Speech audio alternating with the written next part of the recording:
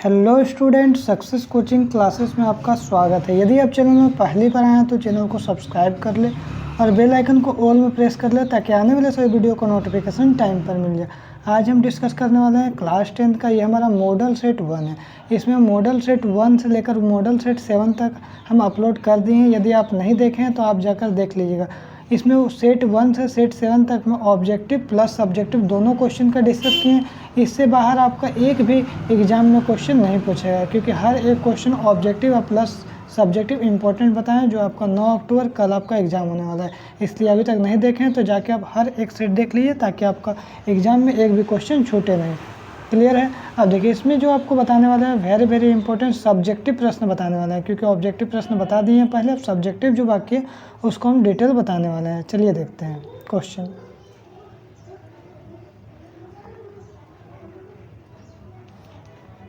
यदि आप हमारे व्हाट्सएप ग्रुप से ज्वाइन होना चाहते हैं तो आप हमारे व्हाट्सएप ग्रुप से ज्वाइन हो सकते हैं, जिसका नंबर है 7667002171। इसमें आपका इसका PDF मिल जाएगा। साथ ही साथ इम्पोर्टेंट ऑब्जेक्टिव प्लस सब्जेक्टिव आपको इम्पोर्टेंट क्वेश्चन मिलेगा। साथ ही साथ ऑनलाइन टेस्ट इसमें लिया जा रहा है, तो ऑनलाइन टेस्ट दीजिए ताकि आप बेहतर से बेहतर अंक प्राप्त कर सकें अपने बोर्ड एग्जाम में। चलिए आगे बढ़ते हैं क्वेश्चन में। देखिए, सबसे पहला क्वेश्चन बोल रहा है एक ग्वाला ताज़े दूध में थोड़ा बेकिंग सोडा मिलाता है। तो पहला ऑप्शन बोल रहा है ताज़ा दूध के pH के मान को 6 से बदलकर थोड़ा क्षारीय क्यों बना देता है। तो इसका आंसर क्या होगा? देखिए, पहला, क्योंकि बेकिंग सोडा की प्रकृति क्या होता है? क्षारीय होती है। यह दूध के pH मान को क्या करता है? बढ़ा देता है, ज़्यादा कर देता है, जिसके कारण दूध क्या होता है? अधिक समय तक खराब नहीं होता है। दूसरा क्वेश्चन क्या बोल रहा है? इस दूध को दही बनने में अधिक समय क्यों लगता है। तो याद रखिएगा, इस दूध को दही बनने में अधिक समय इसलिए लगता है क्योंकि दूध के जो क्षारीय के गुण को लैक्टिक दूध में क्या पाया जाता है? लैक्टिक अम्ल पाया जाता है। लैक्टिक अम्ल के द्वारा उदासीन करने के बाद ही दही का निर्माण होता है, जिसमें अधिक समय लगता है। ये क्वेश्चन आपका एग्जाम के लिए इंपॉर्टेंट है सब्जेक्टिव में। आगे देखिए और कौन सा एग्जाम के लिए इंपॉर्टेंट है। देखिए, यदि आपको एग्जाम में पूछ जाएगा कि मादा जनन तंत्र का चित्र बनाकर सिर्फ उसका नाम लिखें, तो आपको क्या करना है? ये इस तरह से मादा जनन तंत्र का चित्र बना दीजिएगा, उसका नाम लिख दीजिएगा। देखिए, इसको हम लोग क्या बोलते हैं? फिलोपियन ट्यूब बोलते हैं। इसको हम लोग इंग्लिश में फिलोपियन ट्यूब, हिंदी में क्या बोलते हैं? अंडवाहिका बोलते हैं। तो आपको देखिए दो है, एक इधर है और एक आपका इधर होता है। क्लियर हो गया? अब देखिए यहाँ पर आपको क्या बोल रहा है? अंड, इसको हम लोग ओवरी बोलते हैं और अंडाशय बोलते हैं। अंडाशय भी क्या है? एक इधर है और एक इधर, दो अंडाशय होता है। फिलोपियन ट्यूब भी क्या होता है? एक इधर और एक इधर, दो होता है। क्लियर हो गया? अब देखिए, ये वाला पार्ट को हम लोग क्या बोलते हैं? गर्भाशय बोलते हैं, यूट्रस बोलते हैं। और ये वाला हम लोग क्या बोलते हैं? ग्रीवा बोलते हैं, सर्विक्स बोलते हैं। और ये वाला हम लोग वेजिना योनि बोलते हैं। इस तरह से आपको क्या करना होगा? एक पिक्चर बना के और साथ साथ इसका डायग्राम बनाने के बाद इसका सब नाम लिख दीजिएगा, आपको पूरा मार्क्स मिल जाएगा। आपको सिर्फ बोलेगा मादा जनन तंत्र का नाम बताइए, तो आपको याद रखिएगा मादा जनन तंत्र का चित्र बनाकर नाम लिखे। तो आपको क्या करना है? सिर्फ चित्र इस तरह से बना दीजिएगा और उसका नाम लिख दीजिएगा। लेकिन इसके बारे में यदि आपको लिखने के लिए बोलेगा तो देखिए, इसके बारे में आपको किस तरह से लिखना है। देखिए, इसके बारे में आपको इस तरह डिटेल में लिखना है। क्या लिखेंगे? मादा जनन तंत्र के मुख्य भाग है, क्या है? अंडवाहिका है, अंडाशय है और गर्भाशय है, ग्रीवा योनि। ये सब क्या मेन पार्ट है। लड़की के जन्म के समय अंडाशय में हजारों अपरिपक्व अंड होते हैं। यौन आरंभ में इतने से कुछ परिपक्व होने लगते हैं। दो में से एक अंडाशय द्वारा, दो में से क्या बोल रहे हैं? एक अंडाशय द्वारा प्रत्येक माह, मान लीजिए इस माह में इस से अंडाशय हुआ तो दूसरा माह में दूसरे तरफ से होगा, तो प्रत्येक माह एक अंड परिपक्व होता है। अंड वाहिका द्वारा एक अंड कोशिका गर्भाशय तक ले जाते हैं। दोनों अंड वाहिका संयुक्त होकर एक लचीली थैलानुमा संरचना का निर्माण करते हैं। क्या बोल रहे हैं यहाँ पर? लचीली थैलानुमा संरचना का क्या करता है? निर्माण करता है, जिसे गर्भाशय कहते हैं। जिसको हम लोग क्या बोलते हैं? गर्भाशय बोलते हैं। गर्भाशय ग्रीवा द्वारा योनि में खुलता है। कहाँ खुलता है? योनि में खुलता है। मैथुन के समय शुक्राणु जो है योनि मार्ग में ऊपर स्थापित होते हैं, जहाँ से ऊपर की ओर यात्रा करके अंड वाहिका तक पहुँच जाते हैं। कहाँ तक पहुँच जाते हैं? तो अंड वाहिका तक पहुँच जाते हैं। उसके बाद लिखिएगा जहाँ अंड कोशिका से मिल जाते हैं, निषेचित अंडा विभाजित होकर कोशिकाओं की गेंद जैसी संरचना है या भ्रूण बनाता है। क्या बनाता है? भ्रूण बनाता है। भ्रूण बनाने के बाद देखिए क्या करता है?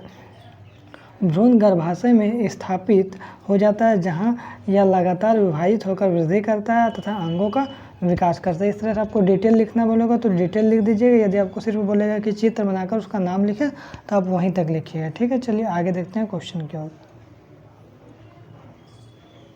आगे क्वेश्चन क्या बोल रहा है, एक कोशिका एवं बहुकोशिका जीवों की जनन पद्धति में क्या अंतर है। तो बोल रहा है एक कोशिका जीवों में जनन सामान्यतः क्या होता है, अलैंगिक जनन द्वारा होता है। किसमें, तो अलैंगिक जनन होता है। इसकी विधि जो है विभिन्न विधि निम्नलिखित प्रकार से। पहला होता है द्विखंडन, बहुखंडन, मुकुलन, समसूत्री विभाजन, असमसूत्री विभाजन, या क्या है, एकल पैतृक है। आगे देखिए, बहुकोशिका जीवों में अधिकतर क्या होता है, लैंगिक जनन होता है। क्या होता है, लैंगिक जनन होता है या द्विपैतृक होता है। इसमें युग्मक बनने तथा उनके संयोग करने की आवश्यकता भी पड़ती है। उनमें युग्मों के बनने के लिए युग्मक जननी की आवश्यकता होती है। नोट में देखिए क्या लिखिएगा, बहुकोशिका जीवों में पौधे विभिन्न प्रकार के अकशेरुकियों में अलैंगिक जनन भी होता है। ये आप इस तरह से लिख दीजिएगा क्वेश्चन के आंसर। आगे देखते हैं क्वेश्चन क्या है।